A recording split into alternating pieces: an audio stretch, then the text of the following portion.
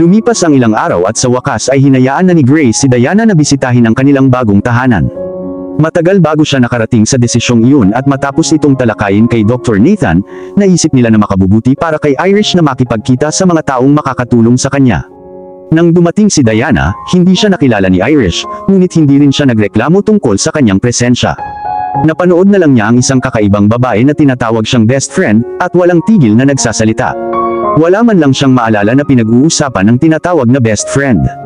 Habang pinupuna ni Diana si Irish sa pinakabagong mga pangyayari sa university, at nagluluto si Grace ng ilang butter cookies, ang doktor na si Nathan ay nakatitig lang sa blunt sa silid. Pinilit niyang huwag isipin kung gaano siya kahangahangang kagandahan o kung paanong ang kanyang dibdib ay mukhang makatas o kung paano ang asul na shade sa kanyang mga mata ay kumikinang sa dilim. Siya ang kanyang pasyente, hindi niya masimulan ang pagbuo ng damdamin para sa kanya. Pilit niyang pinagtuunan ng pansin ang inspirational book na hawak niya at huwag ipahalata na may nararamdaman siya para sa depressed girl. Nagring ang phone ni Diana at lahat ng ulo ay napatingin sa kanya. "Diana honey, bawal pumasok dito ang phone. It's not protocol but it's for your friend's good," sabi ni Grace mula sa kusina. Binigyan sila ni Diana ng nakakalokong ngiti. "I'm sorry, sasagutin ko lang to sa balcony tapos patayin ka agad pagkatapos," sabi niya sabay kuha ng phone at nag-excuse. Napatingin siya sa bright skin, private number. "Bakit ako tatawagan ng private number sa ganitong oras?" she asked nonchalantly as she closed the door behind her and answered the call. "Hello." Tahimik lang ang nasa kabilang side. "Hello," nagdududang tanong ni Diana. "Sino ka?" Muli, hindi siya pinansin. "Asshole," aniya at ibababa na sana ang tawag nang sa wakas ay nagsalita ang kausap. "Do not hang up, Diana." Natigilan siya nang makilala kung sino ang nasa kabilang dulo, nakatayo ang balahibo sa katawan. Matagal na niyang hindi narinig ang boses na iyon. Lumabas siya ng balcony at naglakad patungo sa lake para magkaroon ng privacy. Makalipas ang ilang minuto, bumalik si Diana sa loob. "Medyo matagal ka sa labas, sino ang tumawag?" tanong ni Grace habang hinahain niya ang lahat na may kaunting mainit na gatas at bagong lutong cookies. Sinubukan ni Diana na itago ang kanyang pagkabalisa. My dad wanted to be sure na okay kayong lahat. He sends his love and the quickest recovery to you, bestie," sabi niya habang nakatingin kay Irish. Ang lakas pa rin ng pintig ng kanyang puso mula sa tawag sa telepono at umaasang totoo ang kanyang kasinungalingan. "Mukhang namumutla ka honey, is everything alright?" tanong ni Grace. Kung nagkataon, isa ang tanong na tumatakbo sa isip ng lahat. "No, I mean yes, yeah, everything's fine. Smell heavenly ang cookies," sabi niya habang kumukuha ng isa at nagsimulang ngumuya. "It tastes even better, Napangiti si Grace nang may pagmamalaki. "Thank you my dear." Pagkatapos ay bumaling siya sa kanyang anak na babae. "Sweetheart, gusto mo ba?" Tumango si Irish na kanina pangungumuya sa isa. "It's good," casual niyang sabi. "Tahimik ka, is everything alright?" tanong ni Dr. Nathan kay Irish. Napansin niyang bago pa man lumabas si Diana para sagutin ang tawag ay tahimik na si Irish. Napatingin si Irish sa kanya. "I'm good, pagod lang. Tatapusin ko lang to tapos matutulog na ako. Pwede ba akong matulog sa kwarto ni Irish ngayong gabi?" tanong ni Diana kay Grace at sa doktor na nakatingin sa kaibigan. "That's if you don't mind," ang huling sinabi niya sa kaibigan.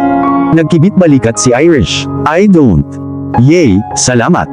Nilinis ng doktor ang kanyang lalamunan. "But you have to promise not to stay up too late." "We promise," nakangiting sabi ni Diana. After that call, she just wanted to be with her friend all the time, baka sakaling bumalik ito para sa kanya. Sa kabilang banda, si Alexander. "I spoke with her friend already. She doesn't buy the idea but she was too scared to refuse," sabi ko kay Alessandro habang nakaupo ako sa upuan sa pisyo, may hawak na baso ng whiskey. "I did the right thing, di ba?" Napangiti si Alessandro. "You've became a pussy since when you start doubting your choices. But nevertheless, you did the right thing. That friend of her is hot as hell. I'll trade anything to see her lips wrapped around my cock." Sinamaan ko siya ng tingin. "Diana is not one of your bimbos. Get someone else to do that." Tumawa siya. "I'm so scared little brother. Paft, if she's successful in bringing your girl to the opening of that gallery, I'm fucking her in the basement. Just you wait and see." Binigyan niya ako ng nakakalokong ngiti at itinaas ang sarili niyang baso. "Cheers to that hot pussy." Sa sobrang bastos niya sa pag-downgrade kay Diana, hindi ko napigilang matawa. "I pray you contract some STD one of these days. That's gonna be a good punishment for you." Humagalpak siya ng tawa. Mas gugustuhin ko pang magka-STD kaysa magkaroon ng ari na ilang buwan nang hindi kumikilos. Gaano na ba to katagal? 2 buwan na. Naiinis ka pa ba? Man, kailangan mo ng isa pang Jade. Natigilan ako sa pagbanggit ng pangalan niya. Halatang napagtanto niya ang pagkakamali niyang banggitin ang pangalan nito. Hindi ko sinasadyang pag-usapan ng beach. But still, you need some lips wrapped around that cock bago tumubo ang mga sapot ng gagamba dyan. Hindi ko siya pinansin at nagpatuloy lang ako sa pag-inom. Hindi na kailangang magalit sa isang tulad ni Alessandro. Tatawanan ka lang niya o papansinin ang galit mo. Tinawagan ka ba ni Mario tungkol sa bagong brothel na hiniling naming itayo sa Miami? Tanong ko sa kanya, pilit na kinakalimutan ang beach na iyon. Tumango siya. I'm glad you're thinking of prostitutes. Buti na lang iniisip mo ang payo ko. Proud niyang sabi. Don't be stupid. Ang iniisip ko ay ang pera ko, hindi ang ilang cheap girls na may pakialam lamang sa pagkakaroon ng ari sa kanilang lalamunan. Ang brothel sa Miami ay magiging lubhang kumikita, nararamdaman ko ito. Sinabi sa akin ni Mario na ang mga beach ay maganda ang hitsura at lahat ay sabik na magsimulang magtrabaho. Tumango siya. Yup, very good. I'll have to fly there, you know, be the first to make use of the girls. Napangiti ako. Yun lang ang pumapasok sa isip mo. Tumawa siya. Wala kang ideya. Siya nga pala, balak mo bang mag-invest ng profit sa gallery? Alam mo, ito ay magiging win-win situation para sa iyo. Gamitin ang perang nakukuha mo mula sa brothel para palakihin ang gallery at kumita ng doble, magkano ang kinikita mo? Umiling ako. Pera ng brothel ang gagamitin para bayaran si Mario, Roberto and the guys. Hindi ako pwedeng gumamit ng dirty money pagdating kay Irish. Ito ang regalo ko sa kanya. Humagalpak siya ng tawa. Dirty money, dude, dugong pera lang ang meron ka. Iyan ang kinikita natin. Iyan ang ginawa sa atin ng mundo, so shut the fuck up. Inilibot ko ang paningin ko. Wala sa mood makipagtalo sa kanya. Hindi naman siya nagkamali. Ngunit gayon paman, wala sa listahan ang pera mula sa brothel. Coming back to Irish beautiful hot friend, ano ang sinabi mo sa kanya? Tanong niya habang nag-i-scroll sa phone niya. Damn, ang itim na babaeng ito ay nakakuha ng ilang sexy boobs. Bulong niya sa sarili at napailing na lang ako. Ang kanyang pagmamahal sa mga babae at gana sa sex ay hindi normal. Kailangan niya ng rehab. Sinabi ko sa kanya na kailangan kong ayusin ang mga bagay. Na gusto kong bumalik si Irish. Sinabi sa kanya na magbubukas ako ng isang gallery sa karangalan ng kanyang kaibigan at ibibigay ko sa kanya ang anumang halaga ng pera na gusto niya kung maaari niyang ipakita si Irish during the grand opening. At kapag hindi nagpakita si Irish, lilipad ako sa Texas para kunin siya at patayin silang lahat bilang punishment sa pag-iwas kay Irish. Napangiti ako habang tumatawa si brother. You're one psycho, you know. You just call her and tell her all those things. Bet the poor girl is worried now. Napatingin sa akin si Alessandro. So paano ang baliw niyang ina? Iniisip na ikulong siya sa kwarto niya. Pero lame iyon. Her mom can go fuck herself. I don't give a damn. Tumawa si Alessandro. Baka future mother-in-law muna ang sinasabi mo. Napabuntong hininga ako. Hindi ko naisip iyon. Oo naman, inaamin ko sa sarili ko na mahal ko si Irish. She's not replacing Katrina but she has a great piece of me wrapped around her finger unknowingly. Ngunit hindi direktang nagsalita si Alessandro tungkol sa kasal. Gusto ko lang pakasalan si Katrina at kung wala siya, hindi ako magpapakasal. Ang kasal ay para sa mahihinang lalaki. What's up? I was just kidding about the mother-in-law thing. Maliban na lang kung seryoso ka. Sabi ni Alessandro, napaalis ako sa iniisip ko. Pinilit kong tumawa. Puffed, like I care about settling down. I just want Irish by me, that's all. She's my girl. Sabi ko ilagay sa left side yung painting, wag doon. Sabi ko, lumaban ng gusto para manatiling cool. Saan nag-hire si Roberto ng mga ganitong klaseng manggagawang walang kakayahan? Hindi nila masunod ang mga simpleng tagubilin. Sa ngayon, ang pag-set up ng isang gallery ay hindi ang pinakamadaling gawain. Napatingin ako sa balikat ko at nakita ko si Sandro na nanliligaw sa isa sa mga babaeng trabahador. Hindi man lang alintana ng dude ang klase ng mga babaeng nakakasalamuhan niya. So far as you've got a pussy, he's in. In fairness, the girl was pretty good looking, but why the hell nanliligaw siya sa oras ng trabaho ko with the help? Lumapit ako sa kanila at tumingin sa kanya. Sobrang intense ng titig ko, nagsimula siyang mamilipat. Get lost, you're fired. Pero sir, Alexander, magkasabay na nagsimula ang bimbo at si Alessandro. Get out, I said in a dangerously low voice at napayuko siya sa hiya at naglakad palayo. Lumingon ako sa kapatid ko. Can you please stop distracting these people? There's a lot of work to be done here in little time and as it is, sobrang tamad nila.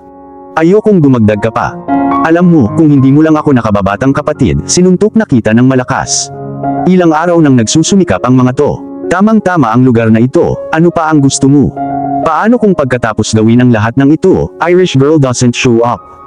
What? You gonna fly to Texas and kidnap her? Calm the fuck down. Nilabanan ko ang udyok na mag-facepalm. Siguro na sobrahan na talaga ako. Umuwi ka na, I'm gonna continue from here. Sabi niya sabay tapik sa balikat ko. Yeah right, you've been flirting simula nung dumating tayo dito. What makes you think I'm gonna leave this for you to finish? Because I said so. By the way, have you heard from that girl? The hottie. I don't want to waste my energy for nothing. Besides I still have to go to the armory by 5. I need to be sure na ang mga baril na binili namin mula sa mga Venezuelan ay original. Alam mo kung gaano kalubha ang kanilang black market ay maaaring nagpadala ng mga peking armas. If that's the case, I swear I'm flying to Venezuela tonight. So tell me, are you sure this Irish girl is gonna show up? Sa sobrang inis sa akin na patuloy niyang tinawag si Irish na this Irish girl, kailangan kong aminin na may punto siya.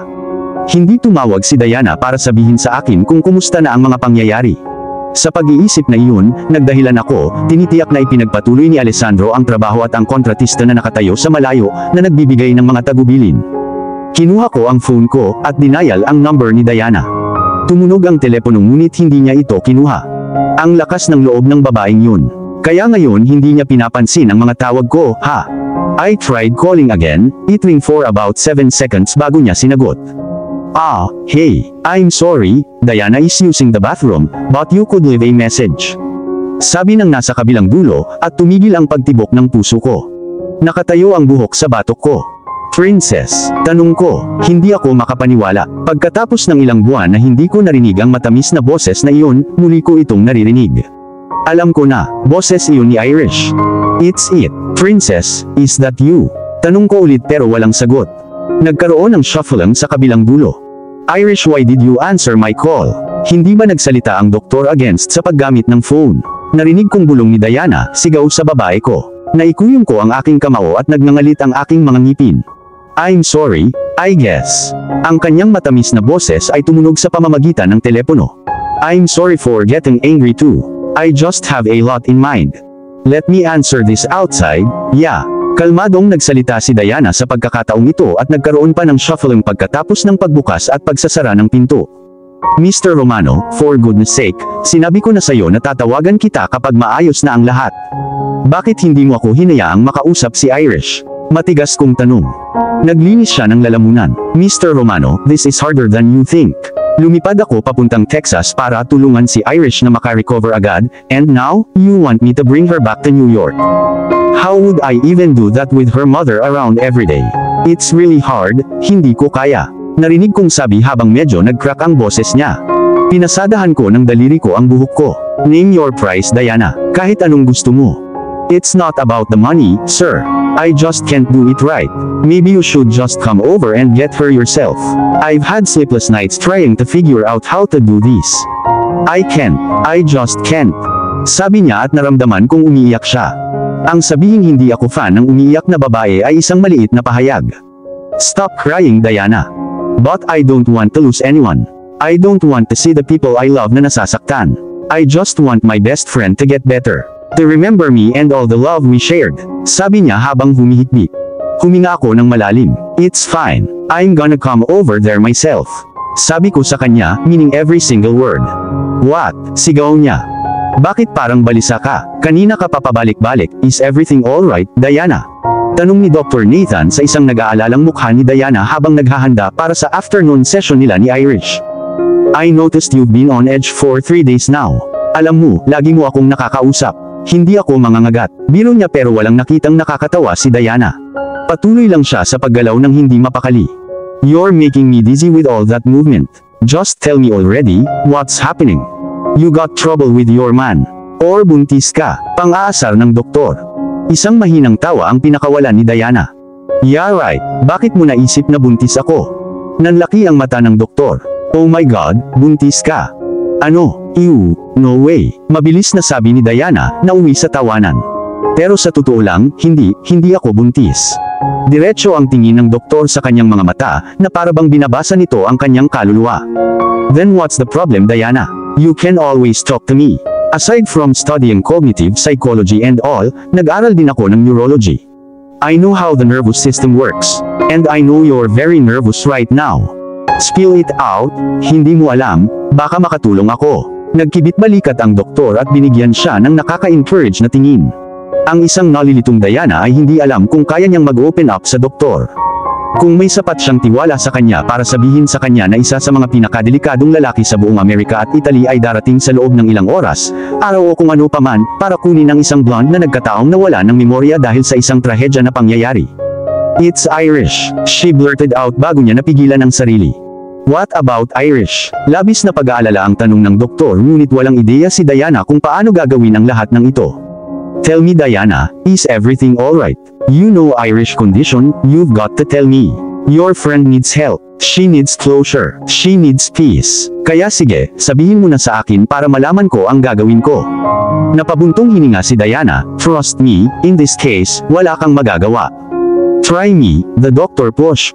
Fine. It's about Mr. Romano, the guy behind all this. Sabi ni Diana sabay upo sa isa sa mga sofa at hinubad ang band na nakahawak sa buhok niya, na kumalas. Kailangan niya ng kaginhawahan at hangin. Natigilan si Dr. Nathan. What about him? Kailangan mong ipangako sa akin na hindi ka magugulat o sasabihin kay Tita Grace. Seryosong sabi ni Diana sa kanya. Tumango si Dr. Nathan. Pangako ko. Alexander Romano is coming over anytime soon. Nakapikit na sabi ni Diana. Nanlaki ang mata ng doktor. What? Isang walang kwentang tawa ang pinakawalan ni Diana. Trust me, iyon ang eksaktong reaksyon ko. We've got to tell Grace. Kailangan nating ilayo si Irish dito bago siya pumunta dito. Isa siyang psychopath, di ba? Tanong ng doktor na mukhang mas kinakabahan pa kay Diana. Umiling si Diana. No way. That's gonna make him mad. Hindi naman siya masama gaya ng iniisip ng lahat. At tiyak na nagmamalasakit siya kay Irish. Gusto niyang tulungan siya. To be honest, ngayon, sa tingin ko iyon ang kailangan ni Irish. Iyon ang kailangan niya. Trust me, gaya ng sinabi niyang pupunta siya para kunin siya, walang makakapigil sa kanya. Ilang linggo mo nang sinusubukang tulungan si Irish pero wala siyang naaalala. Sana kung dumating si Alexander, may milagrong mangyari. Alam ko, Mama, I pray every day that our little girl get better. Hindi na niya ako tinatawag na Mami. Alam kong kahit physically andito siya, at pilit na makibagay, hindi niya pa rin kami tinatanggap. Hindi niya kami kilala. Ang totoong kami ay iniisip ko kung ano ang nasa isip niya. Sigaw ni Grace sa telepono. Siyempre, may phone siya. Hindi niya ito ginamit sa harapan ng sinuman, at ginamit niya lamang ito kapag nasa likod siya ng mga saradong pinto. Masama ang pakiramdam ng kanyang 62 years old na ina na lagi niyang kausap. I'm sorry Gracie, mahirap din ito para sa akin. Apo ko si Kate at ito ay napakabagabag na balita. Paano kung hindi na niya ako maalala? O lahat ng masasayang pinagsaluhan natin? My oh my, I may have a heart attack. Please don't say that Mom. As it is, nahihirapan na ako sa anak ko. I don't want you add to it. Malungkot na sabi ni Grace habang pinupunasan ang mga luhang naglandas sa kanyang pisngi. Gusto ko lang maalala ako ng anak ko. Si Marietta, ang nanay ni Grace ang sumunod na nagsalita. Bakit hindi mo siya ibalik? Bumalik ka sa Ohio, iuwi mo siya, dalhin mo siya sa mga taong nagmamahal sa kanya sa halip na ilayo siya. O ibalik mo siya sa Manhattan. Whatever you think you're doing is clearly not helping her out, Gracie. Katwiran ng matandang babae. Pero Mama, Gracie dear, I've raised you all your life. I've been with you every step of the way. Have I ever gave you wrong advice? Or something that's not gonna help you? Umiling si Grace kahit alam niyang hindi siya makikita ng kanyang ina. Take this from me, bring back Kate. Ibalik mo ang apo ko. Ibalik mo siya sa akin.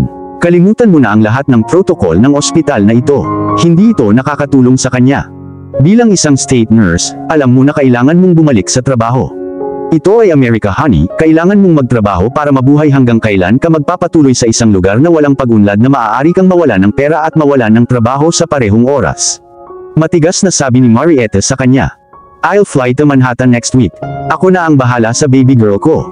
And you go back to work. It's not up for debate. Pero Mama nandyan si Alexander Romano. The man who got my baby into this mess. Hindi ko na siya maibabalik. Sabi ni Grace habang umiiling bilang pagtanggi, alam niyang hindi ito makikita ng kanyang ina. Si Marietta, na isang mahigpit ngunit napakamapagmahal na ina ay hindi makapagpigil sa sarili. Bullshit Grace, are you a chicken? Mother ka niya. Ikaw ang nagtakda ng mga patakaran. Tinuruan ba kita na tumakas sa mga problema mo? Harapin mo sila. Ikaw ang amo ng buhay mo. Hindi mo tinatakasan ang isang binata, hawak ang pag-unlad ng iyong anak na babae para sa wala. That's selfish of you. Maybe that's why Kate is not getting any better. Your child is not getting any better because of your selfishness. Mama, don't mama me, Grace. Kaya iyon ang tunay na dahilan kung bakit mo inilalayo si Irish. If you're afraid to deal with the Alexander guy, whatever, bring back my baby and leave the rest to me. I'm gonna handle the rest. Have I made myself clear? Galit na sabi ni Marietta. All this while, hindi siya makapaniwala na inilalayo ng kanyang anak ang kanyang apo dahil sa isang lalaki. She'd been thinking it was for medical help. Hindi alam ang totoong dahilan. Oh, ang matandang Marietta ay ganoong klaseng lola. Yung walang kwentang lola. Walang ibang pagpipilian si Grace na nakaramdam ng hiya matapos marinig ang sinabi ng kanyang ina. Alam niyang hindi niya kayang sumalungat sa sinabi ng kanyang ina. Dagdag pa kapag may sinabi ang kanyang ina, ganoon ang mangyayari. Fine mama, I'll talk to the doctors and all. We'll be coming home. Pilit na umiti si Marietta. Good girl. Now, your super mama would be on her way too. See you soon, Gracie. Samantala, sa kabilang cottage naman ay mainit din ang pag-uusap ni Diana at Dr. Nathan.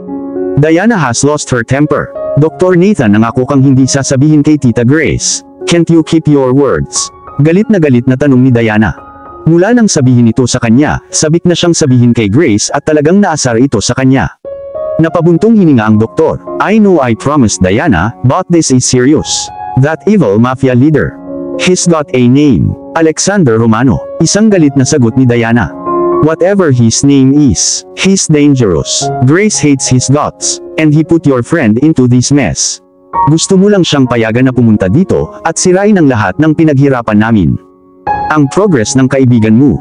Isang mahinang tawa ang pinakawalan ni Diana. Progress? Anong progress? Ni hindi niya naaalala ang kanyang ina. Tinatawag mo ang progress na iyon. Patuloy kayong nagbomba kay Irish ng mga antidepressant. Patuloy ninyong binibigyan siya ng mga pekeng ideya sa buhay. Iniwan ang mahalagang bahagi ng pagpapagaling. You're not doing your job right, doctor. I can't believe you. Why did I even trust you to have told you something so important? You know what? I'm gonna tell Alexander that you're the one holding back Irish. Ikaw na mismo ang nagsabi, he's dangerous. He's gonna cut off your head, pananakot ni Diana sa kanya.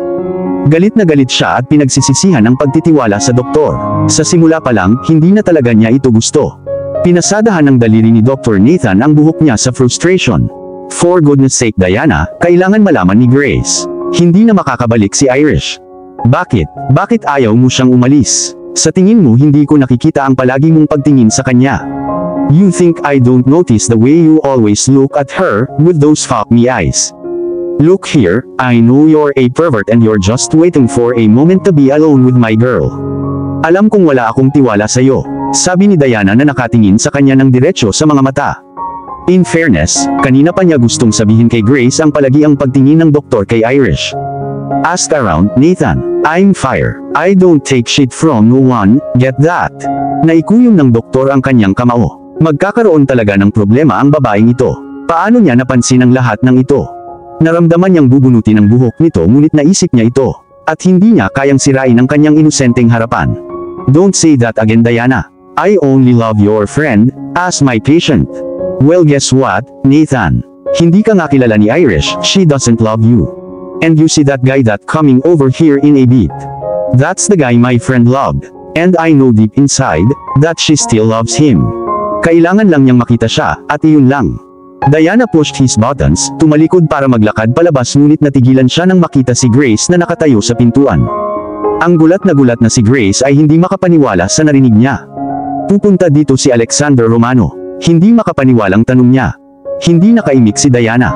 Nagsalita si Dr. Nathan. Parang ganun na nga, Grace. I was as shocked as you are. I even told Diana that telling you was the best idea pero tumanggi siya. Sinamaan siya ng tingin ni Diana.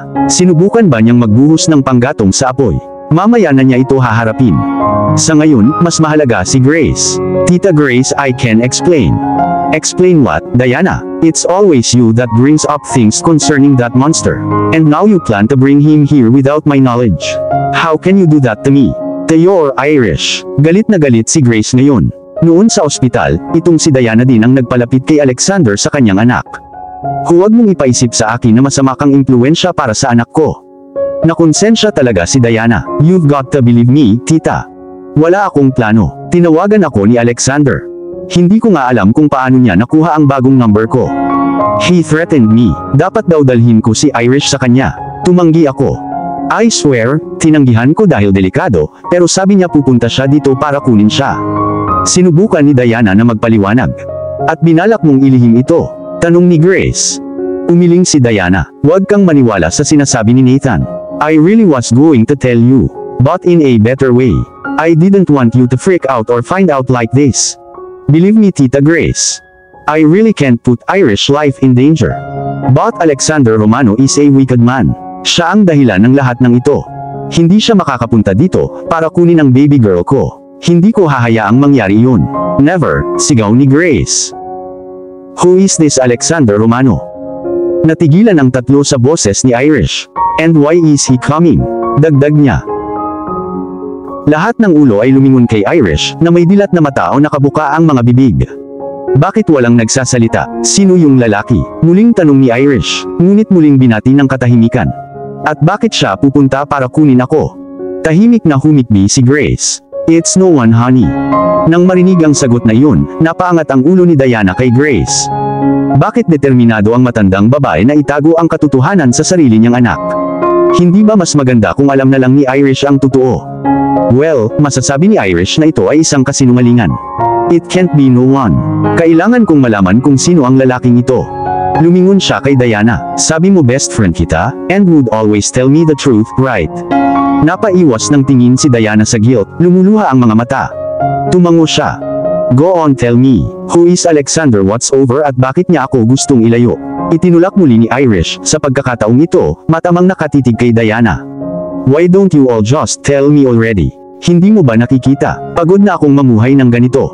Pagod na akong pilitin ang utak ko na alalahanin ang ilang bagay. Pagod na ako sa mga bangungot.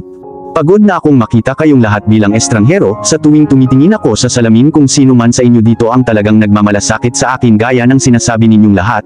Sabihin mo lang sa akin ang lahat ng kailangan kong malaman, hindi mo ba nakikita? Kailangan ko ng closure. Pagtatapos niya, humihikbi sa puntong ito. I'm done already, so just tell me who the fuck he is, and stop keeping secrets from me again. Parehong hingal sina Diana at Grace. Hindi dahil sa lahat ng sinabi ni Irish, kundi dahil ito ang unang beses na gumamit siya ng masasamang salita. Kinasusuklaman niya ang pagmumura ng may pagkahilig. Talagang kinakain siya ng sitwasyon kung ginamit niya ang F-word. Alexander is the man whom you once loved. Hindi sinasadyang umiling si Diana at pilit na iniiwas ang titig na ipinadala sa kanya ni Grace. I'm sorry, Irish. I'm sorry you had to go through so much because of love. Iyon ang huling bagay na inaasahan ni Irish na marinig. The man whom I once loved. Tumango si Diana at pinunasan ang luhang tumulo sa kanyang mga mata. Lumingon siya kay Grace. I'm sorry, Tita Grace. Alam kong hindi ko posisyon na sabihin ito kay Irish pero maniwala ka sa akin, kailangan niyang malaman ang totoo kung gusto mong gumaling siya. Gusto kong gumaling ang kaibigan ko at kung sasabihin ko sa kanya ang buong katotohanan, tutulungan ko siya, pagkatapos ay sorry muli, kailangan kong salungatin ang iyong utos at sabihin sa kanya ang lahat. Get out, sabi ni Grace habang nagngangalit ang mga ngipin. Umalis ka sa bahay ko, sabi niya habang nakaturo sa pinto. Nagiging makasarili lang ang matandang babae at sobrang protective. Wala siyang pakialam na itago ang katotohanan sa kanyang nag-iisang anak. Gusto niya lang si Irish sa sarili niya, si Irish lang ang mayroon siya pagkatapos mamatay ang kanyang asawa. Pumasok si Irish. Kung aalis siya, sasama ako sa kanya. Nanlaki ang mata ni Grace. No baby, don't go with her. I'm doing this for your own good, Irish. That man who you think is a good man is evil. I didn't want you to find out about that guy because everything about him is trouble. Hindi mo ba alam, I was kidnapped and locked up because of him. You were kidnapped as well, and as horrific as this sounds, you were locked up in a freezer. Napabuntong hininga si Irish. Hindi siya makapaniwala sa narinig niya. What? Nagsisimula nang umikot ang ulo ni Irish mula sa lahat ng impormasyong ito. Hindi niya maintindihan. Lahat ba sila ay nagsasabi ng totoo? Naging tanga kaya siya na mahalin ng isang lalaking bumukod sa kanyang ina, pati na rin siyang kinidnap at ikinulong sa freezer. Inilagay niya ang kanyang mga kamay sa kanyang templo. Pumasok si Dr. Nathan. You're making her feel dizzy. You're making her feel dizzy in. You're making her feel dizzy. Come sit down my dear. Malumanay niyang sabi habang hinihila siya papunta sa sofa. Lumapit si Grace sa kanyang anak. Siya ay isang dangerous at cold man Irish. No, he's not. He's dangerous quite alright, but Tita Grace, that guy loves Irish so much. I've seen it. I know it. Pumasok ulit si Diana. Nagulat siya kung bakit niya ipinagtanggol si Alexander Romano. Siguro dahil alam niya kung gaano siya kamahal ng kaibigan at nasaksihan niya ang tunay na pag-ibig nang makiusap ito sa kanya na makita si Irish ng ilang minuto lang sa ospital. Sa totoo lang, hindi niya talaga alam kung bakit niya ipinagtanggol siya. Pero alam niyang tama ang ginawa niya. Nawala ang galit ni Grace. Hindi niya maintindihan kung bakit walang tigil si Diana sa bibig. Si Irish sa kabilang banda ay sinusubukang i-proseso ang lahat ng impormasyon kahit na sa matinding sakit ng ulo na kanyang nakikita. Gusto kong makita ang lalaking ito.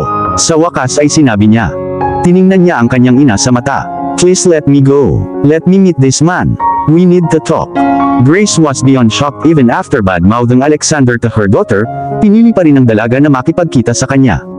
No way, hindi mo kilala yung lalaking yun. Mataman siyang tinitigan ni Irish. Tama ka, hindi ko kilala yung lalaki. Ngunit ang isang bagay na hindi mo rin maintindihan ay sa puntong ito, hindi rin kita kilala. Lumingon siya kay Diana. Dalhin mo ako dito kay Alexander Romano. We need to talk. Sa kabilang banda, si Alexander. Paikot-ikot ako sa kwarto ng hotel habang malapit sa tenga ko ang phone ko. Sinuklay ko ang aking mga daliri sa aking buhok habang pinipigilan ko ang pag-ikot ng aking mga mata sa aking ama na nagsasalita sa kabilang dulo. Hindi ko maintindihan kung bakit nagrereklamo si Congressman Vagre tungkol sa mga baril na ibinenta mo sa kanya, Mochino. I've noticed you're slacking a lot these days. Pati ang brothel ay under construction pa rin. Ito ay dapat gawin ng ngayon. At narinig ko na ang pinuno ng mafia ng Mexico ay may balak na salakayin tayo. Do you even care? Don't make me regret the decision of letting you stay in America. That is not your place. I will send you back to Italia. Papa, I am working on it. Well, I do not care. I need results, positive results. Bumuntong hininga ako at pinasadahan ng daliri ko ang buhok ko for the nth time. Gusto ko na lang matapos ang usapan. Yes, Papa, yes. And with that, I hung up, throwing my phone on the bed.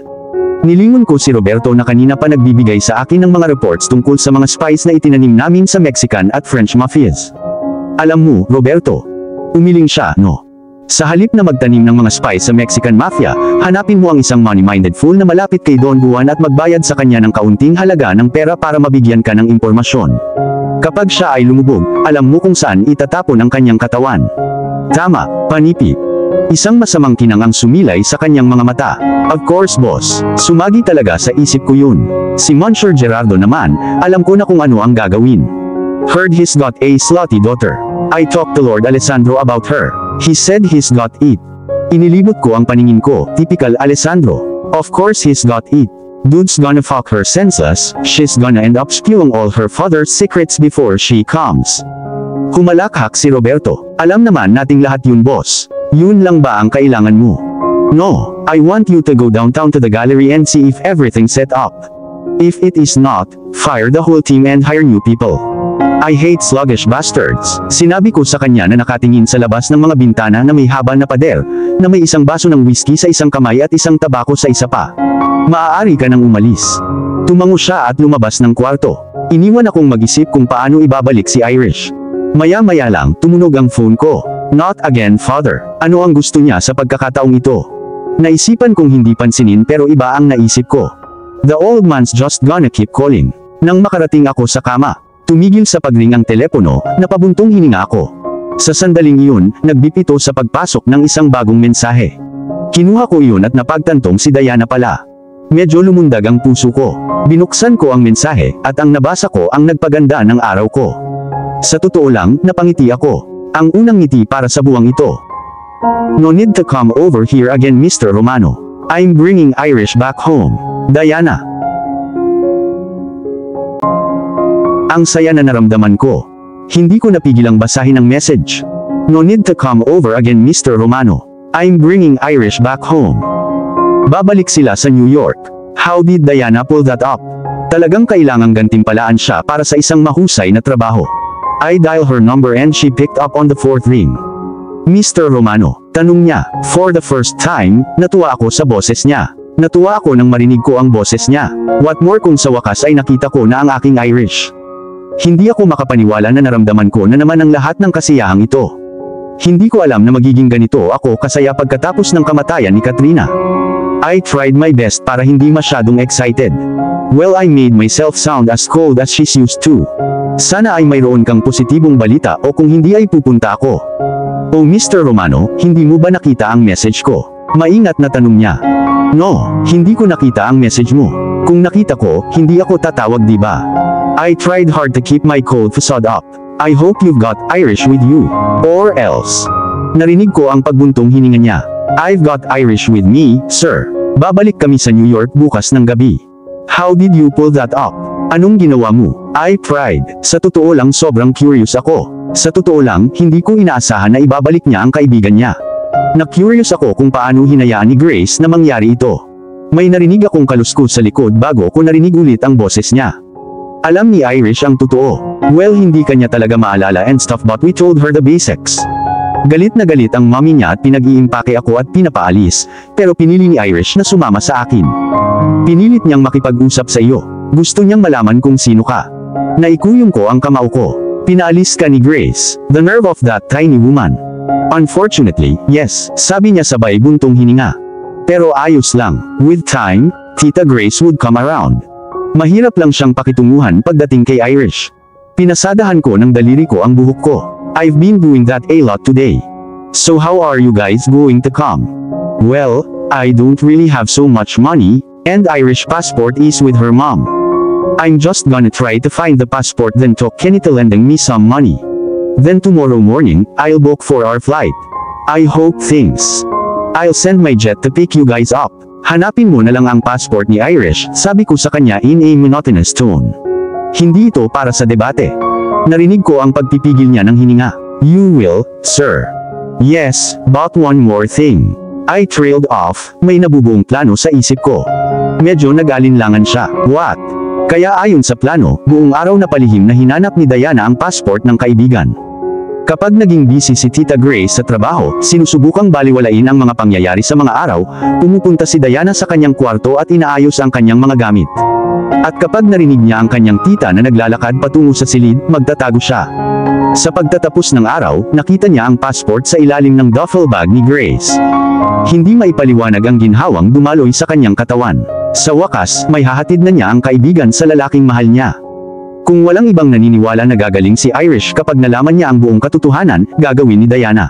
She had a gut feeling that things would be better if Irish just knew about everything at kung kasama niya si Alexander. Samantala, humiga si Irish sa kanyang kama, iniisip ang lahat ng nangyari ngayon. Gulat na gulat pa rin siya nang malaman na siya ay kinidnap at ikinulong sa isang freezer. Hindi katakataka kung bakit siya nagkaroon ng lahat ng mga kakilakilabot na bangungot kung saan siya ay palaging nilalamig hanggang sa mamatay. Palagi siyang nagdadasal pagkatapos niyang magising sa ganoong panaginip. Nagkaroon pa siya ng phobia sa malamig na pagkain at tubig. Iyon ang pangunahing dahilan kung bakit hindi siya lumangoy sa magandang lake sa likod. Natatakot lang siya na baka lamunin siya ng tubig. So indeed, ang misteryosong lalaki sa kanyang panaginip ay si Mr. Romano. Gustong-gusto niyang makita ang lalaki, upang malaman kung ano ang hitsura niya, at kung bakit niya ginawa ang ginawa nito sa kanya. Paano siya naging malupit para kidnapin ang kanyang ina, at kidnapin din siya. Nasa ganitong estado siya nang patuloy na sinusubukang alalahanin ang mga bagay dahil sa kanya. Kailangan niyang makipag-usap sa lalaki.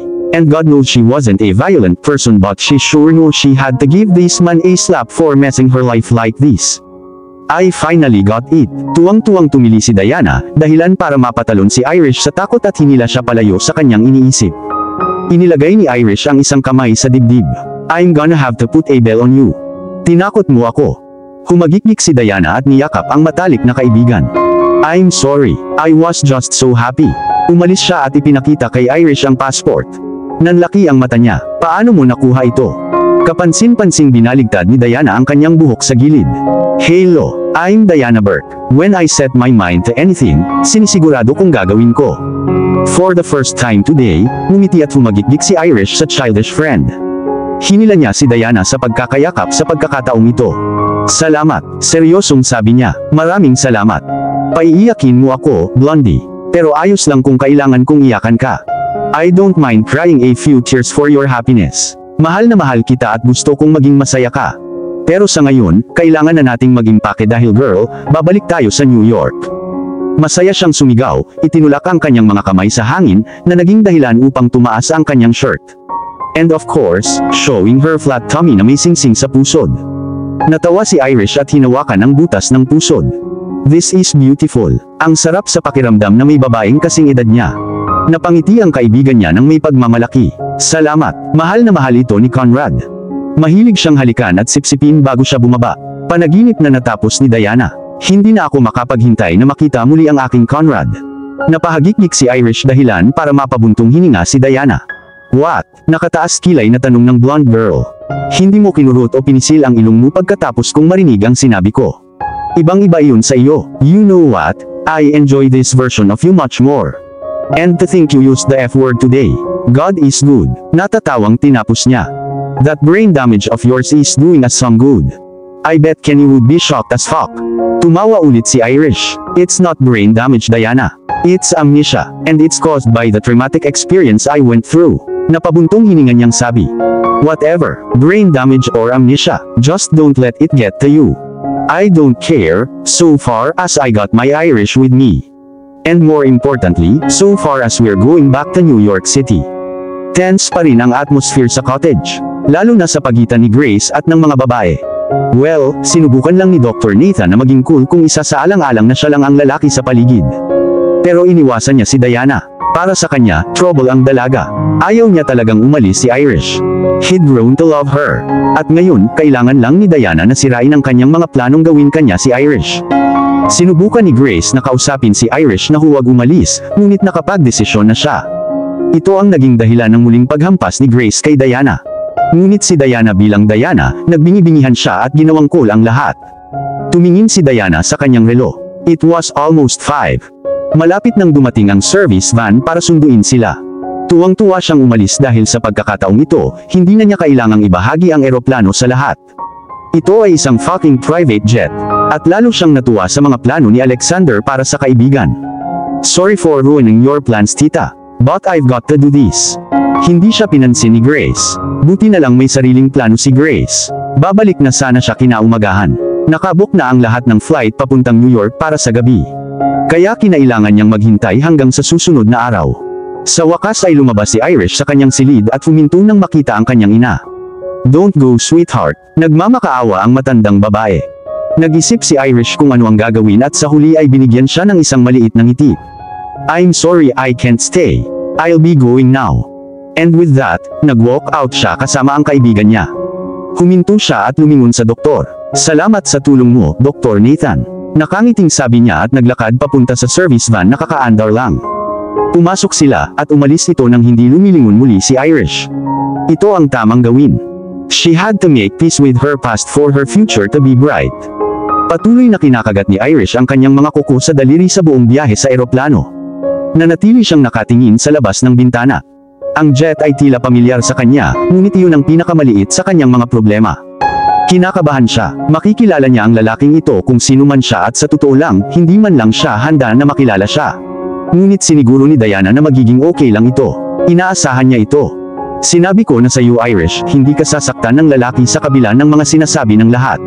Mahal ka niya, maniwala ka sa akin. At kung sasaktan ka niya, pananagutin ko. Pagtitiwala ni Diana sa kanya, hinawakan ang kamay ng kanyang matalik na kaibigan at hinalikan ito. Mahal na mahal kita para ilagay sa panganib ang buhay mo. Hinayaan ni Irish na kanina pa pinipigilan ang mga luha ng takot sa kanyang mga mata nang lumingon siya at niyakap si Diana. Thank you so much, Diana. In fairness, I wanted to leave that cottage. I wanted some air, some space, and you've just liberated me. Thank you so much. Samantala sa New York, nagkaroon ng seryosong paghahanda sa art house. Sina Roberto at Alessandro ang namamahala upang matiyak na perpekto ang lahat. Ang lahat ng mga painting ni Irish ay inayos at binago. Maging ang mga ipininta ni Alexander ay inayos at lahat ay nakasabit ng maganda sa makinis na mga dingding. Ito ay isang makapigil hiningang site upang pagmasdan. Ang panloob na disenyo ng gallery ay ginawa sa pagiging perpekto at tanging ang pinakamahalagang tao sa lungsod ang inimbitahan para sa grand opening nito. Si Alexander naman ay nagpadala ng mahigit 50 mensahe kay Diana para masiguradong magpakita ito kasama ang kanyang babae. Kung hindi sila sumipot, sayang ang pagbubukas ng gallery. Ito ang unang regalo niya sa kanya. The grand welcome she deserved. Alam niyang habang buhay ang paghingi niya ng tawad sa ginawa niyang panganib sa buhay nito at kailangan niyang magsimula sa kung saan. Ito ay simula pa lamang. He was going to spoil her with all the finest things in life. Ibibigay niya sa kanya ang lahat ng magagandang bagay na hindi niya kayang ibigay sa dating kasintahan. Mamahalin niya ito hanggang sa magmakaawa ito sa kanya na itigil na ang pagmamahal sa kanya, na syempre ay hindi. Sa bawat segundong lumilipas, ginawa ang mga pagsasaayos para sa pagdating ni Irish. Sa hotel, meron ng hairstylist, masahista, beautician at lahat. Nakapili na ng damit para sa kanya, pati na rin si Diana. Umaasa lang si Alexander na magiging perpekto ang lahat para sa kanyang minamahal. Kung naalala lang siya nito. Ang bahaging yun ang pinaka-natakot sa kanya. Paano kung hindi niya ito maalala? Paano kung nakalimutan niya kung gaano kasarap ang pakiramdam niya? Siya ang nagmulat sa makataong pakiramdam sa kanya. Yung nagparamdam ulit sa kanya ng buo. Ang nag-iisang nag-move on sa kanya mula kay Katrina. Ang nagbigay sa kanya ng layunin na mabuhay ng hindi nakakasakit ng iba. Oh, ang Irish niya ay isang anghel. Ang kanyang anghel. Ang kanyang prinsesa. Makalipas ang 2 oras ay lumapag ang eroplano at buti na lang hindi masyadong mahaba ang biyahe, kaya parehong nalampasan ni Irish at Diana ang jetlag na pakiramdam. Ang ganda ng New York. Napanganga si Irish sa mga magagandang gusali na nakapalibot sa airport. Isang pakiramdam ng pagmamayari ang bumabalot sa kanya. It feels like home. Ngumiti si Diana. It is home. So saan ba talaga tayo pupunta? Tanong ng isang curious na Irish. Napangisi si Diana. It's a surprise. Nanlaki ang mga mata ni Irish sa tuwa. A surprise. Tumango si Diana. Yup. And this is gonna be fun. Let's get going, sabi niya habang hinihila niya si Irish patungo sa itim na 2019 Rolls-Royce Ghost EWB na nakita niya. Ang numero ng kotse ay eksaktong kapareho ng isang Alexander sa kanya na maghihintay sa kanya. Siyempre, the guy's cars always stood out from the rest. That's our ride, tanong ni Irish na lalong nadagdagan ng excitement. Una private jet, tapos ngayon napakagandang sasakyan. Wow, hindi ko alam na mayaman ka pala. Kumagalpak ng tawa si Diana. Bitch, as much as I want to take credit for that, hindi ako mayaman. Not the least bit. Sometimes you shared your lunch with me. I did. Of course you did. Forget about that right now. Let's get this done with once and for all. Sabi ni Diana sa kanya habang hinihila siya papunta sa naghihintay na sasakyan. Nang makarating sila sa sasakyan, napagtanto nilang naghihintay sa kanila ang isang driver na may hawak na board na nakasulat ang pangalan ni Irish. Kami na ang hinihintay mo, sabi ni Diana habang pinapakita sa kanya ang passport ni Irish. Tumango ang driver at binuksan ang backseat. Susunod, ang hotel. Ang silid ng hotel ay kasing ganda at classic gaya ng inaasahan. Nakahanda na ang mga workers at hindi maintindihan ni Irish kung bakit nangyayari ang lahat ng ito. Hindi sa nagrereklamo siya tungkol sa unang klase ng treatment na nakukuha niya, ngunit ito ay sobra. Wala siyang pera para bayaran sila kung sakaling humingi sila ng anuman. Alam ni Diana na may surprise si Alexander para kay Irish ngunit hindi niya alam kung ano yun. In fairness, she wasn't expecting this kind of pampering too, but it comes once and she better made use of it. Dagdag pa, hindi siya gumagastos kahit isang sentimo. Ang libreng first class spa treatment ay pangarap ng bawat babae. Ang mga babae ay nagpahinga ng 1 oras bago magsimula ang trabaho. Para sa buhok ni Irish, ito ay nakatali sa isang kamanghamanghang messy bouffant bun, na may mga tendril sa gilid at para kay Diana, ang kanyang buhok ay fishtail braided. Pareho silang nagpasya sa nude gel nails dahil mukhang mas mature ito at bumagay sa kanilang mga evening gown. Irish settled on light natural na makeup habang ang hot-headed na si Diana ay pumasok para sa isang mainit na hitsura. Sa huli, both ladies looked absolutely gorgeous. Pagsapit ng 6:40 PM, naghihintay ang parehong Rolls-Royce na sumundo sa kanila kanina. Ang shit na iyon doon ay nagkakahalaga ng halos $400,000, kailangan ko ng larawan nito, idinagdag sa kung gaano ako kaganda ngayon. Bulong ni Diana sa tenga ni Irish dahilan para mapangiti ito. Mababaliw ang mga followers ko sa IG. Would you help me take a picture? Humagikgik si Irish. Oo naman, sabi niya habang kinukuha ang phone ni Diana at pinagmamasdan itong umuungol papunta sa mukhang mamahaling sasakyan. Nang mag-pose si Diana na parang supermodel, nagpa-picture siya. Ilang beses pang nag-pose si Diana at ang ganda ng picture. You turn now. Go pose like I did. Sabi ni Diana at tumawa ang kaibigan at tumalima. Nagpicture-picture rin siya tapos nag-selfie sila. Napakagandang gabi para sa dalawang babae. Hindi na maaaring humingi ng higit pa si Irish. Sa unang pagkakataon sa mga linggo, hindi niya kinailangang uminom ng mga antidepressant para gumaan ang pakiramdam niya. Ginagawa ng New York ang trick. O si Alexander ba? At kung mahal na mahal niya ang bayan, ano pa kapag nakakita siya ng gallery bilang karangalan sa kanya? Nang matapos sila ay sumakay na silang dalawa sa sasakyan. You both gave me quite a show. Amazingly beautiful women. Pinupuri sila ng matandang driver. Siyempre, pinagmamasdan niya ang mga ito at nagpasya na huwag lumabas at sirain ang kasiyahang nararanasan nila. Pero sa susunod, let me open your door. Pareho ang mga babae ay humagikik na parang mga teenager at nagpasalamat sa mabait na matanda. Napakaganda ng biyahe papunta sa kung saan man sila patungo habang nagkukwentuhan sila tungkol sa kung gaano kaganda ang lahat. Sinubukan pa nilang makipag-usap sa driver upang malaman kung saan sila patungo, ngunit sinabi niya sa kanila na ito ay isang surprise. Sabik na sabik silang malaman. Ngunit sa kabila ng pagiging masayahin ni Irish, may buhol pa rin sa ilalim ng kanyang tiyan. Kinakabahan siya. Alam niyang makikilala niya ang lalaking ito kung sino man siya. Sa lahat ng nangyayari, masasabi niyang mayaman ito at ayaw niyang maging mapanghusga, ngunit ang mga taong kasing yaman niya ay laging mayabang. Alinmang paraan, gusto niyang makita siya. Huminto ang driver makalipas ang 20 minuto at nakaawang ang kanilang mga bibig sa dami ng paparazzi sa entrance. Tila nakapasok na ang lahat at naghihintay sa kanila. Pinuprotektahan sila ng mga guards sa entrance mula sa makating kamay ng mga lalaking iyon. Both Irish and Diana were successfully taken in without disturbance. Tahimik ang hallway pero napaka-classic ng tao na may magandang painting sa dingding. This looks like a gallery, sabi ni Diana habang naglalakad sila sa corridors. Pawisan na ang mga palad ni Irish. Medyo kinakabahan ako, inamin niya. Ako din, dagdag ni Diana nang makapasok silang dalawa sa art room. May mga taong umaaligid sa iba't ibang painting at nang tingnan ni Irish ang una, umikot ang kanyang ulo. Parang pamilyar ito kaya mas lalong lumakas ang tibok ng puso niya. Lumipat siya sa katabi at lalong umikot ang ulo niya. Napabuntong hininga si Diana nang makita ang larawan ng kaibigan. Napansin din niya kung paanong ang mga tao sa silid ay patuloy na nakatingin kay Irish, pagkatapos ay bumalik sa painting. Bahagya niyang siniko ang kaibigan.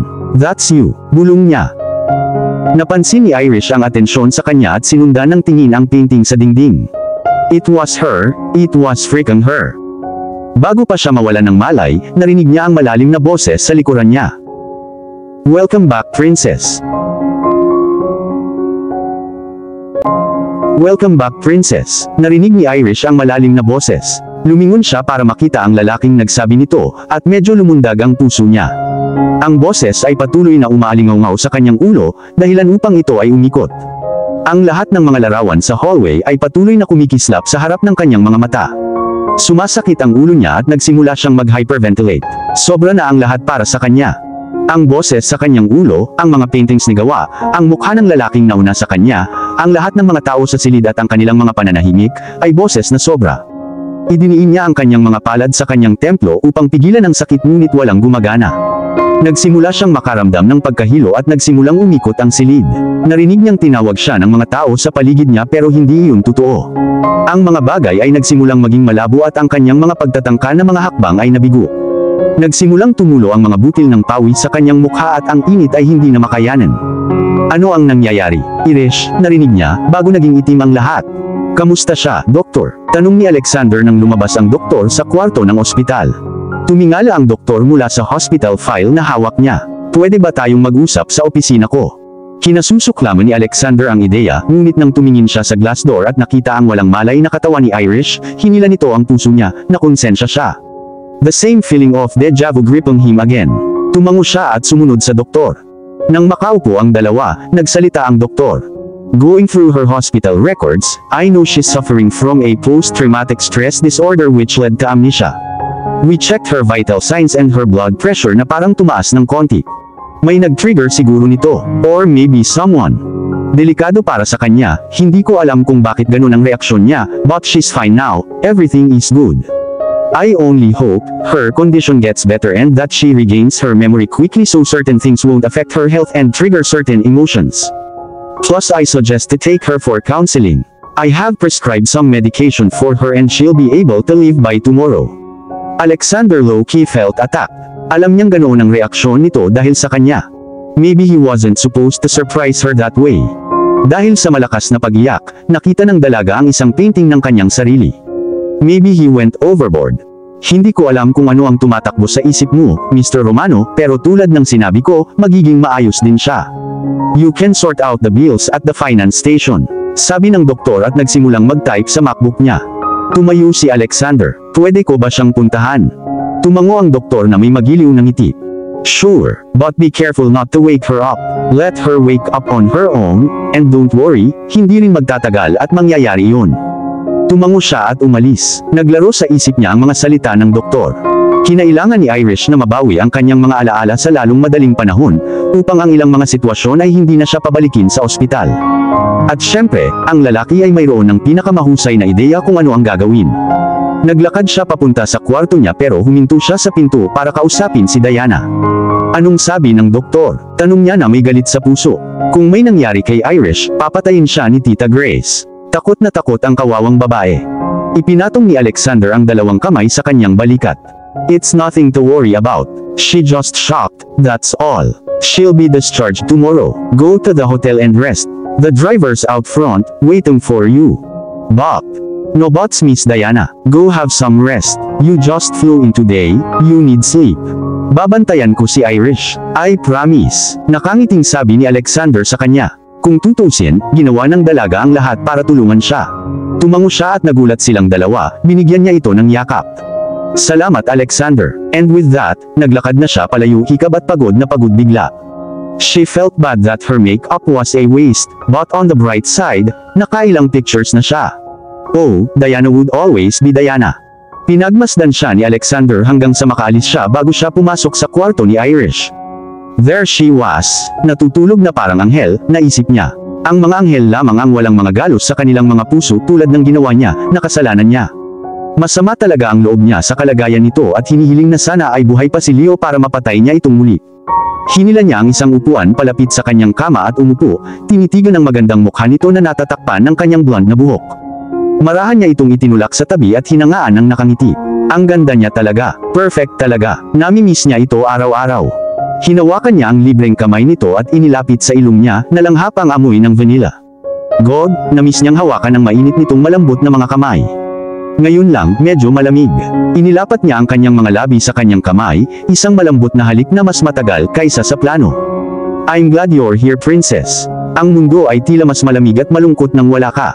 Namimiss kita araw-araw. Namiss ko ang matamis mong boses, ang pitik ng gininto ang buhok mo, ang mapupusok na asol na mga mata, malambot na malarosas na labi. Namiss ko ang bawat bahagi mo. Bulong niya habang nakapikit at malapit pa rin ang kamay nito sa labi niya. I really missed you. Si sino ka? Isang malambing na boses ang narinig niya, at naramdaman niyang hinila nito ang kamay nito palayo sa kanya. Umayos siya sa kanyang upuan, tuwang-tuwa na sa wakas ay gising na siya. Sino ka? Tanong niya ulit. Nasaan ang kaibigan ko, si Diana? Anong ginagawa ko dito? Siyempre, nadurog ang puso niya sa tanong na iyon. Hindi niya siya naalala. Ano ang inaasahan niya? Na magigising siya at maalala lang kung sino siya at kung ano ang pinagsaluhan nila. For crying out loud, hindi man lang maalala ng dalaga ang sarili niyang ina. Everything's fine. Umalis si Diana para magpahinga. At tungkol sa bakit ka nandito? It's because you fainted at the gallery, remember? Sinubukan niyang alalahanin ang nangyari, ngunit malabo ang gulo sa kanyang isipan. Hardly. Masama ang pakiramdam ni Alexander na nahihirapan siyang maalala ang mga bagay. It's fine. Nandito ako para sa'yo. At sino ka? Patanong niyang tanong. Nakangiting kinakabahan si Alexander. Alexander Romano. But you once called me Mr. Black. Or you can just call me Alex. I'm okay with any.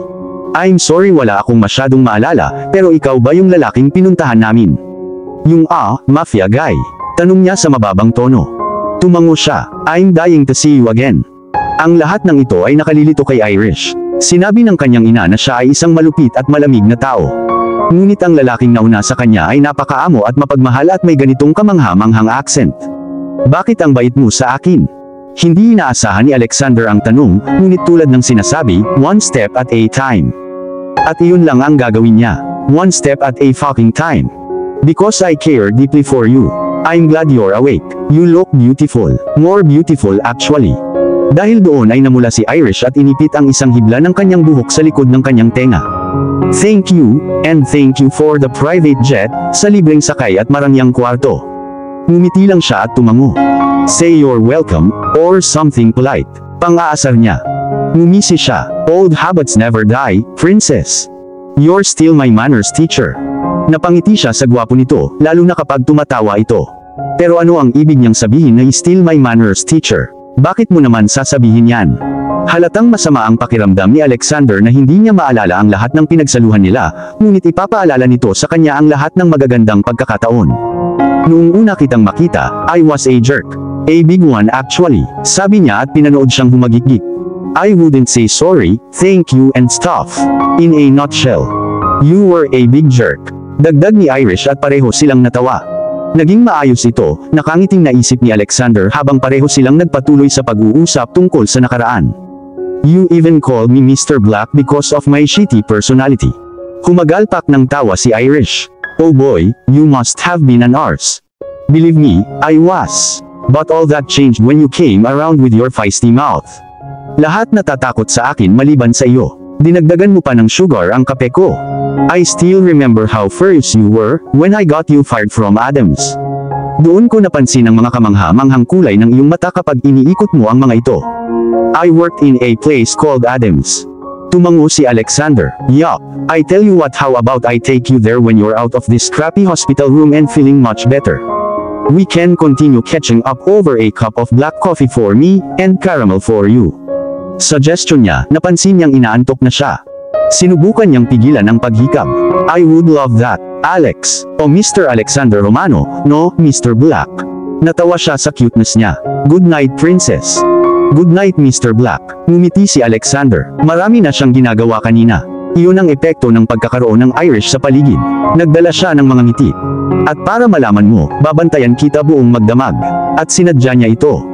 Sabado ng umaga, ang kafe ay sobrang abala sa mga customer na pumapasok, at ang ilan ay umaalis, nasiyahan kung maaari kong idagdag. Ngunit ang hindi inaasahang makikita ni Adam ay si Diana. Diana honey, you're back. Masaya niyang bulalas ngunit sa mahinang tono, dahilan para mapatingin sa kanya ang ibang mga workers at ilang customer. Oh, mahal ng sweet old man si Diana. Siya ay sweet, kaakit-akit at madaldal na palaging nagpapasaya sa kanyang mga customer. Niyakap siya ni Diana sa isang mainit na yakap. O Adam, namiss kita at ang lahat at ang magandang maliit na kafe na ito. Sabi niya habang kumakaway sa iba pang katrabaho sa malapit. At saka, hindi lang ako ang nandito. Nagsalubong ang kilay ng matanda. I don't get it. Ikaw lang ang nakikita kong nakatayo sa harapan ko. O isa ka na bang espiritu ngayon? Humalakhak si Diana. O Adam, ano ang magalang na paraan ng pagsasabi ng fuck you sa isang matanda? Kunwaring nag-isip si Adam. Sa tingin ko sasabihin mo. Adam, if you don't mind, go intercourse yourself. Parehong gumagalpak ng tawa sa corny na joke. O ang matanda ay may kahangahangang taste of humor. I really missed you, Adam. But on the bright side, I came with Irish. Adam completed nang bumukas muli ang pinto at pumasok ang malaanghel na blondie. My goodness, bulalas niya habang sumusugod sa kanya at hinila siya sa isang nakakadurog na yakap. Oh anak, I missed you too. Kumalas si Irish sa yakap niya at binigyan siya ng isang magalang na ngiti. Ah, hi I guess. Medyo nauuto siya, nakakailang nakilala siya ng matanda. Magsasalita na sana si Adam pero naunahan siya ni Alexander. Do get us a table, Mr. Robert, and we can talk. Sabi niya sa matanda, sa kasinamaan ng tingin si Diana. Pinapasok niya ito kanina para mahanap niya ang table nila, actually, ang personal niyang pwesto at ipaalam din kay Adam ang kalagayan ni Irish. Pero hindi, abala ang dalaga sa pakikipag-chat. Tumango si Adam. Right away, Mr. Romano. Your favorite spot, sabi niya habang nauuna sa trio. You have a favorite spot here. Bulong ni Irish, tumingin sa paligid ng napaka-homely at malinis na kafe na may masarap na amoy ng croissant at cake and everything heavenly. Oh, she felt a sense of belonging. Parang kanina pa siya nandito. Pero obvious naman kasi nabanggit ni Alexander na dito siya nagtatrabaho. Tungkol kay Alexander, narating na nila ang favorite spot na nasa dulo ng kwarto at nasa liblib na lugar. Ang maliwanag na dilaw na liwanag ay tumama sa kanilang balat at nang magangat siya ng tingin kay Alexander, napangiti siya sa kagwapuhan nito. Umupo silang lahat sa komportableng bilog na upuan, inanyayahan ni Alexander si Adam na sumama sa kanila. Ilang segundo pa ay may dumating na waitress. Hi, I'm Lauren and I'll be your waitress for today. Panimula niya pero pinatahimik siya ni Alexander. Save your speech, I'll have a cup of coffee. Hindi na niya nakumpleto ang kanyang pahayag dahil pinatahimik na rin siya ni Irish. Coffee with just a cube of sugar. Anya, hinihimas ang masakit na mga templo. Isang alaala ang nag-flash sa kanyang isipan, dahilan para makaramdam siya ng pagkahilo. Wala siyang ideya kung bakit niya nasabi ang sinabi niya, ngunit tama ang pagkumpleto ng pahayag. Parang naging Lauren siya dati. Sumagi sa isip niya na siya si Lauren. Ngunit kasabay ng pag-flash ng alaala sa kanyang isipan ay bumalik ito. Idiniin niya ang kanyang mga palad sa templo para mabawasan ang sakit. Naramdaman naman ni Alexander na medyo lumukso ang puso niya. Alam niya kung bakit natapos ni Irish ang kanyang pangungusap. First time kasi niyang magtrabaho dito, siya ang nasa posisyon ni Lauren. Napansin din niyang hinihimas nito ang kanyang templo. Hey princess, okay ka lang? Parehong nag-aalalang nakatingin sina Diana at Adam, hindi pa rin alam ni Adam kung ano ang nangyayari. Tumango si Irish. Yeah, I'm good. Biglang nag-migraine, pero gagaan ang pakiramdam ko sa isang tasa ng espresso. At cheesecake, dagdag ni Diana. Ngumiti si Irish sa kanya. Cheesecake sounds perfect. Ngumiti si Diana. Ito ay perpekto dahil ito ang iyong paborito. Nagbahagi sila ng maliit na usapan habang kumakain sila ng croissant, cheesecake, triple coffee at chocolate cake, coffee, espresso at green tea. Oh, Irish was having a good time so far. Nakatanggap si Diana ng tawag sa telepono mula sa kanyang ama at kinailangan ng umalis. Si Adam na sumama sa kanila kanina ay kailangang bumalik sa trabaho and so, sina Irish at Alexander na lang. I hope you're having a great time, princess. Tumango si Irish at binigyan siya ng napaka-cute na ngiti. I am, thank you so much. So far my time in New York has been great. I still can't believe you're here with me. After all we've been through, you're finally here. I've never been so grateful. Sabi ni Alexander na nakatingin sa mata niya. Napatingin si Irish sa kanya. Mr. Romano, no, Black, we've still not have the chance to talk about, you know. Us. You said you got me fired from here, saan tayo nagkita? Paano tayo naging magkaibigan? Ano nga ba ang nangyari? She asked in a low tone at tumingin sa kanyang walang laman na plato. Hindi ko na talaga maalala. Tumikhim si Alexander at ipinatong ang kanyang mga palad sa likod ng kanyang mga kamay. Alam ko princess, so I thought of something. Muli, tumingin ito sa kanya. You did? Tanong niya habang kumikinang ang mga mata. Tumango siya sabay ngisi. Of course, I was hoping na makakapunta tayo sa lugar kung saan tayo unang nagkita, tapos pumunta sa lahat ng lugar na napuntahan natin at sariwain ang bawat alaala. Napangiti si Irish. That sounds so cool. Napangiti siya sa ganda niya. Yes princess, pero hindi tayo pupunta ng Italy ngayon, okay, baka sa susunod na linggo. Wait, pumunta tayo ng Italy. Nanlalaki ang mata niyang tanong. Tumango siya. We did. Man, paano ko hindi naaalala ang lahat ng ito? And to think my mom is so against you. Sinabi niya ang huling bahagi sa kanyang sariling ngunit narinig ni Alexander, bagaman hindi niya ito pinansin. Napangiti siya. Ayos lang kung hindi mo maalala. Kaya naman binubuhay natin sila diba? Ngumiti siya at inipit ang isang hibla ng buhok niya sa likod ng tenga niya. Tama.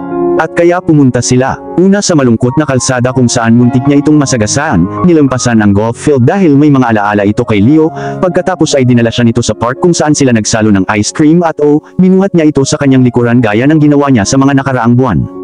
Pagkatapos ay dinala siya sa restaurant kung saan siya nagbigay ng kanyang unang sweldo para sa hapunan. Pagkatapos ay pinuntahan nila ang lahat ng iba pang lugar na kanilang pinuntahan at ang huli, dinala siya nito sa kanyang mansyon. Hindi nakaimik si Irish nang makita ang mansyon. Naramdaman niya ang parehong pakiramdam ng pag-aari at deja vu sa kanya nang pumasok siya sa bahay.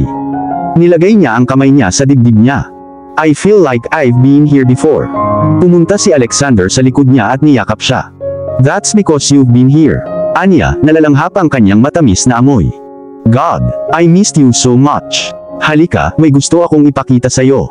Marahan niyang hinila ang kamay niya patungo sa art room. Wow! Napabuntong hininga si Irish sa ganda nito at muli nitong pinalundag ang kanyang puso. This room looks beautiful. Who's the gorgeous lady? Naglakad si Alexander sa portrait at pinasadahan ito ng mga daliri. Katrina. Katrina. Katrina. Parang pamilyar ang pangalan kaya sumakit ang ulo ni Irish. Katrina. Nice name. Sino siya? Ex ko. Hindi mawari ni Irish kung bakit siya nakaramdam ng kaunting selos. Naglakad pabalik sa kanya si Alexander. Pero hindi yun ang dahilan kung bakit kita dinala dito. Sabi niya habang hawak ang ulo niya at tinagilid kaya nakatingin siya sa kisame. Pagkatapos ay umatras siya at pinagmasdan ang ekspresyon ng mukha nito. Si Irish ay naging mas speechless. Nandoon sa kisame ang mukha niya. Muli itong pumasok sa kanyang isipan at naramdaman niyang may pumatak na luha mula sa kanyang mata, pagkatapos ay higit pa. Lumapit si Alexander sa kanya at niyakap siya. Ibinaon niya ang mukha sa dibdib nito. I loved you from the very first day, princess. I've always loved you since then, kahit pilit kong itanggi ang katotohanan. Even if I tried to force myself to believe that it was Katrina that I loved and will always love. But who was I kidding? Who wouldn't love you? You're the perfect being. You were able to break down my walls and everything. At alam kong isa akong halimaw at walang awa at nabubuhay sa mapanganib na mundong ito, kung saan pumapatay ako ng mga tao kapag galit ako at iba pa. It's dangerous world for an angel like you. Walang lugar sa mundo ko ang babaeng katulad mo, kaya naman nakikiusap ako na bigyan mo ng espasyo ang isang tulad ko sa mundo mo. I love you so much. Dinala kita dito para ipaalam sa'yo, I'm letting go of the dead and focusing on you. You're the only one I love, always and forever. At parang isang himala, noong gabing iyon, habang si Irish ay naghahagis-hagis sa kanyang pagtulog, ito ay pumasok sa kanyang isipan. Lahat, mula sa sandaling lumipad siya mula Ohio patungong New York, ang kanyang pagtatrabaho sa Adams, hanggang sa pagkawala ng kanyang trabaho at pagkuha ng bago para sa kanyang napakahigpit na boss at nakilala si Leo. Leo, oh, basang-basa na ang kawawang Irish sa lahat ng pawis niya at hindi siya mapakali sa pagtulog. Ang mga alaala ay patuloy na dumarating at hindi nagtagal, hindi na siya muling nakahinga. Sinubukan niya at sa wakas ay napasigaw at biglang nagising mula sa kanyang pagtulog, inilagay ang isang palad sa kanyang noo at ang isa sa kanyang dibdib. Si Diana na nasa katabing kwarto sa marangyang guest house ni Alexander ay nagmamadaling pumunta sa kwarto ni Irish at laking gulat niya nang makita ang matalik na kaibigan sa sobrang gulat. Ang kanyang protection na instincts ay sumipa at hinanap niya ang silid para sa sinumang nanghihimasok, nang walang makita, siya ay sumugod kay Irish. What's wrong? Anong nangyari? Tiningnan siya ni Irish sa mga mata, hindi makapagsalita sa sarili. Marahang niyugyug ni Diana si Irish. What's going on? Can you fucking tell me? I'm worry sick already. Pero napaiyak si Irish at niyakap siya ng mahigpit. Hinimas ni Diana ang buhok ng best friends. Andito na ako, honey. Ngunit hindi napaghandaan ni Diana ang sumunod na narinig. Naaalala ko. Napaatras si Diana. Ha? Humihikbi si Irish. I remember every single thing, Diana. I remember what Leo did to me. Nakiusap ako na maawa siya sa akin pero hindi niya ginawa. Pilit niyang pinipilit ang sarili niya sa akin, hindi ko alam kung sak siya. Mabilis na umiling si Diana. No, he didn't. Alexander rescued you. Alexander, where's he? He was always so kind to me and mom never liked him. Patuloy siya sa pag-iyak. Naaalala ko kung gaano kasakit ang naramdaman niya nang sabihin niya sa akin ang tungkol sa kanyang ex. Natakot siyang muling mag-isa. It was Leo. Naalala ko sinabi niya na pinatay niya si Katrina. Pinatay niya ang inosenteng babae para makabalik kay Alexander. Kailangan ko kausapin ko siya ngayon. Kailangan kong sabihin sa kanya ang narinig ko. Hindi nakaimik si Diana, ni hindi niya alam kung ano ang sasabihin. Irish, it's still 2 a.m. Let's at least wait till dawn. Patuloy sa pag-iyak si Irish. What if I forget everything again? Paano kung bumalik si Leo?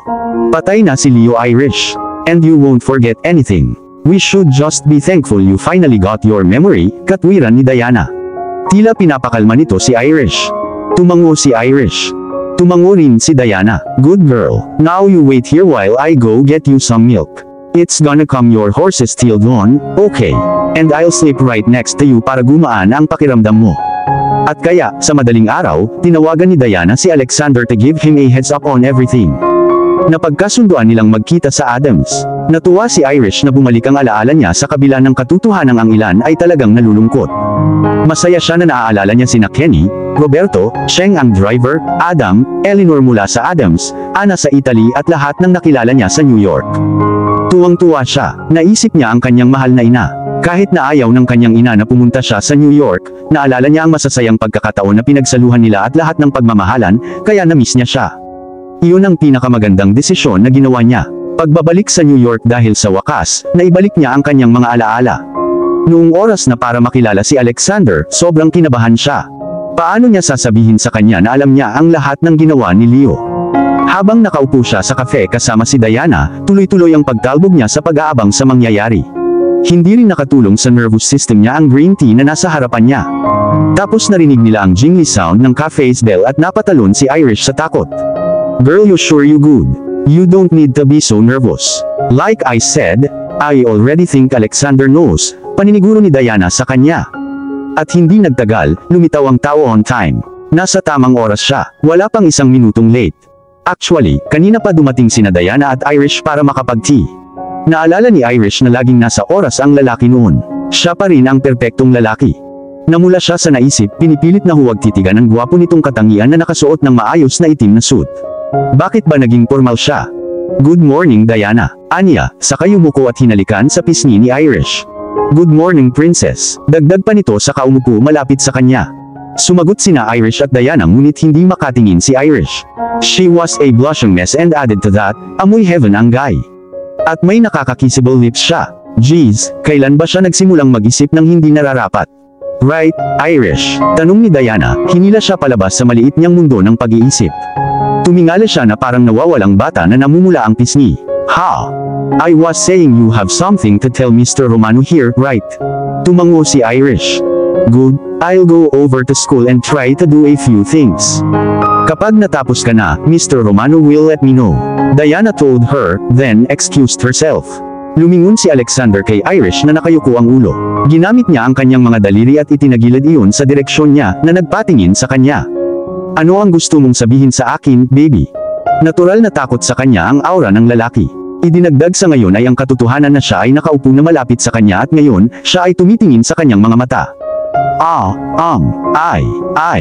the poor girl was a stuttering mess. Do I make you uncomfortable, princess?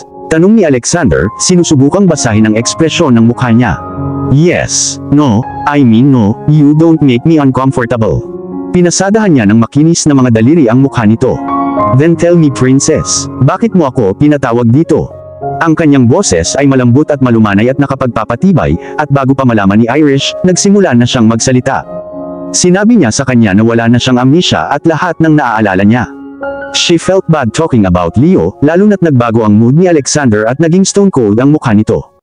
Sinabi niya sa kanya ang lahat ng naaalala niya at nauwi sa paghikbi. Hinila siya ni Alexander sa kanyang dibdib, inaalo siya at pinasadahan ng mga daliri ang kanyang blonde na buhok. Don't cry baby, it's fine now, the motherfucker is dead now, and everything is over. Humiwalay siya at tumingin sa kanya sa pamamagitan ng natural nitong mahahabang pilikmata. So hindi ka galit sa akin? Umiling siya. No princess, I'm just glad you're back and you can remember everything. Alam ko na kung bakit ginawa ni Leo ang ginawa niya. I just low-key wish he was still alive so I could kill him all over. Nanlaki ang mga mata ni Irish. Pinatay mo siya. Natatakot na siya. Gustong barilin ni Alexander ang kanyang ulo dahil sa sinabi niyang iyon ng malakas, ngunit nanatiling kalmado ang lalaki. Hindi yun sinasadya. Pagdating ko sa warehouse, napagtanto kong ikinulong ka ng bastard sa isang freezer. Ang taong iyon ay isang psychopath. Galit na galit ako kaya hindi niya eksaktong masabi sa kanya ang paraan ng pagpatay niya kay Leo. Matatakot siya habang buhay. Kaya iba ang naisip niya. I roughly pushed him and he hit his head so hard and died. It really was not my intention baby. The police came after and we've settled everything. Ang paliwanag ay tila nagpakalma kay Irish. Maraming salamat sa pagligtas mo sa buhay ko. Umiling si Alexander. Ako dapat ang magpasalamat sa iyo dahil binigyan mo ako ng isa pang pagkakataon kahit na pagkatapos ilagay sa panganib ang iyong buhay. You're a good man and I know it. I could feel it from the very beginning. Sabi ni Irish sa kanya at sa pagkakataong ito, siya naman ang naglagay ng mga palad sa pisngi nito. At naramdaman ko ang presensya mo sa puso ko habang nasa Texas ako. Naramdaman ni Alexander ang parehong pagmamahal na ipinakita ni Katrina sa kanya. Mas naramdaman niya ang pagmamahal sa mga sandaling iyon. Alam niyang tama ang naging desisyon niya sa pagmamahal sa batang inosenteng ito. Kaya walang pakialam sa mundo na nasa pampublikong lugar sila, sumandal siya ng konti at hinalikan siya. Hinalikan siya na parang siya lang ang mahalaga. Hinalikan siya na parang siya lang ang mahalaga. Hinalikan siya dahil siya lang ang babaeng mamahalin ng wasak niyang puso. Oh, mahal na mahal niya ang dalaga at namiss niya ang malarosas nitong labi. Nag-aatubili, kumiwalay siya at tinignan siya sa mata. I love you princess. And I love you too Mr. Black. Sabi niya at nagtawanan silang dalawa. Kailangan mo talagang idagdag ang nakakainis na Mr. Black. Nakangiting tanong ni Alexander. Natawa din si Irish. Of course, I mean princess goes well with Mr. Black. Plus naka-black suit ka ngayon. Mahilig ka talaga sa black. Napangiti siya. Mahilig din ako sa gray at white. Nagkunwari siyang nagulat. Talaga? Tumango siya. Oo, kung sa tingin mo nagsisinungaling ako, mag-date tayo at magsusuot ako ng gray or white para patunayan na mali ka. Humagalpak siya ng tawa. That's an impeccable way of asking me out on a date, you know. Tumawa siya, pero sige, pupunta ako sa date na ito para ma-confirm ko talaga na maaari kang magsuot ng ibang kulay ng suit. Sabi niya, naglalaro kasama ng smirk. Kinansela ni Alexander ang lahat ng kanyang mga meeting para sa araw na iyon para makasama niya ang kanyang paboritong babae. Gaya ng dati, pinapagawa siya ni Irish ng mga bagay na ayaw niyang gawin. Tulad ng pagpunta sa park, pagpapakain ng mga ibon, pakikipaglaro sa maliliit na bata. Napansin ni Irish na talagang natutuwa siyang makipaglaro sa maliliit na bata at napangiti siya sa pag-iisip na magkaroon ng mga anak. Paano kung may mga anak siya sa kanya? That would be great. Ang mga bata ay magiging kasing perpekto niya. Napangiti siya sa naisip habang magkahawak kamay na naglalakad para kumuha ng ice cream. Anong nagpapangiti sa'yo ng ganyan? Natatawang tanong nito na nakatingin sa kanya. Oh, poor Irish, lalo pang namula. Paano niya sasabihin sa kanya na iniisip niya ang tungkol sa pagkakaroon ng mga anak sa kanya? Iisipin niyang nagmamadali siya. Kailangan niyang maglaro ng cool. Umiling siya at umiwas ng tingin. It's nothing. Tumigil sa paglalakad si Alexander at humarap sa kanya. Namumula ka kanina. Kung hindi mo sasabihin sa akin kung ano ang ikinamula mo, kukulitin kita ngayon hanggang sa gumawa ka ng nakakahiyang bagay tulad ng pagsinghot, pag-utot. Natakot siya sa bahaging iyon at napailing siya habang tumatawa. You wouldn't dare. Ngumiti ng masama si Alexander. Gusto mo akong subukan? Lalong namula si Irish nang malaman niyang seryoso ang lalaki. Sige, sabihin mo sa akin kung ano ang tumatakbo sa isip mo. Napaiwas siya ng tingin. Naisip ko lang na magkaanak nang makita kitang nakikipaglaro sa batang iyon. Tumango si Alexander. Oh, I see, with whom if I can ask? Pang-aasar niya, alam na niya ang sagot. Actually, ganoon din ang naisip niya. Si Irish ay isang namumula na gulo. Princess, kanino mo gustong magkaroon ng mga batang ito? Napaungol si Irish sa kahihiyan. Napaiwas siya ng tingin. You, nahihiya niyang sabi at ipinikit ang kanyang mga mata, naghihintay na ipahiya siya nito sa pamamagitan ng pagtawa o paggawa ng isang bagay na alanganin. Ang hindi niya inaasahan ay ang maramdaman ng mainit nitong labi sa kanya. Iyon ay ganap na hindi inaasahan. Ang kanyang mahiwagang labi ay nagpalimot sa kanya na nasa publiko sila. Nangangahulugan ba ang halik na gusto niya rin itong magkaanak? Tapos bigla siyang humiwalay. Okay, nakuha niya ang sagot niya. Ayaw niya rin ng mga bata. I love you, princess, so much. And yes, I would love to have children with you someday. Sabi nito sa kanya, mapaglarong kinurot ang kanyang mapupulang pisngi. Isang matandang mag-asawa, sa totoo lang, ang parehong mag-asawa na nakita nila noong nakalipas na mga buwan sa Italia, sa unang pagkakataon na pumunta sila sa park, ang dumaan.